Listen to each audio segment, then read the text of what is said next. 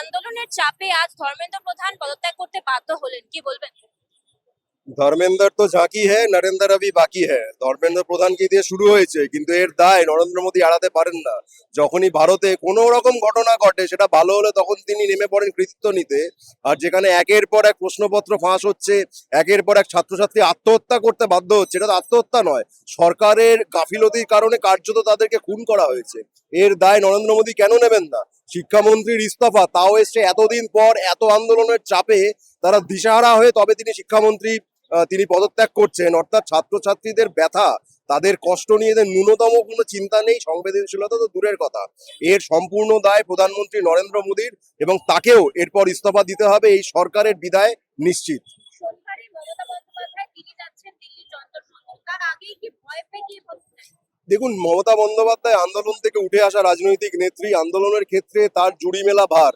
তিনি দিল্লিতে এই ককরোচদের আন্দোলনে উপস্থিত হলে সেই আন্দোলন যে কত বেশি, কত হাজার গুণ শক্তিশালী হতে পারতো, সেটা ভারত সরকার জানে।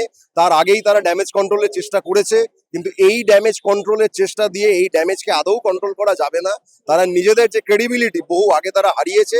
আগামীতে এই সরকার বিদায় ছাড়া আমাদের সাধারণ মানুষ, ভারতবর্ষের মানুষের কোনো পরিত্রাণ নেই। বাংলাতেও বিজেপি সরকারের বিদায়, দিল্লি থেকে বিজেপি সরকারের বিদায়ের পরপরই সুনিশ্চিত হবে। গতকাল দেখা গেছে ধর্মতলায় যে মিছিল ছিল সেই মিছিলে রণহিংসা পরিস্থিতি হয় এবং সাংবাদিকদের উপর আক্রমণ করা হয়েছে। এবং সাংবাদিকদের ওপর আক্রমণ কখনোই সমর্থনযোগ্য নয়। যারা সাংবাদিকতার আড়ালে বিজেপির হয়ে দালালি করেন, তাদেরও দালালি করার অধিকার আছে, তারা করতে পারেন। তাই বলে তাদের ওপর আক্রমণ করা, শারীরিকভাবে নিগ্রহ করা, এটা আমরা কখনো সমর্থন করি না।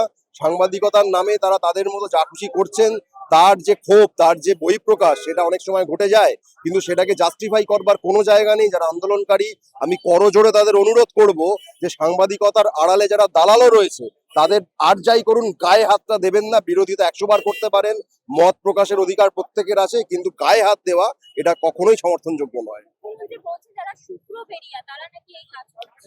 সাম্প্রদায়িক বিষ ছড়ানো বাদ দিয়ে, হিন্দু বনাম মুসলমান লড়াই লাগিয়ে দেওয়া বাদ দিয়ে বিজেপির কোনো নেতা শুভেন্দু অধিকারী মুখ্যমন্ত্রী হওয়ার পরও সে অভ্যাস ত্যাগ করতে পারেননি। অত্যন্ত নিন্দাযোগ্য একটি বার্তা। এই সরকার যে আদৌ মানুষের ভোটে জেতেনি, তার এই ধরনের প্রলাপ এই বকার মাধ্যমে এটা প্রকাশ হয়েই যায়।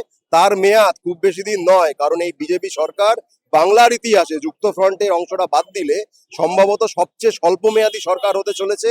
এবং একরাশ লজ্জা নিয়ে মুখ্যমন্ত্রীদের পদ থেকে শুভেন্দু অধিকারীকে একসঙ্গে চলে যেতে হবে। এই ধরনের মন্তব্য বাংলা কোনোদিন মেনে নেবে না।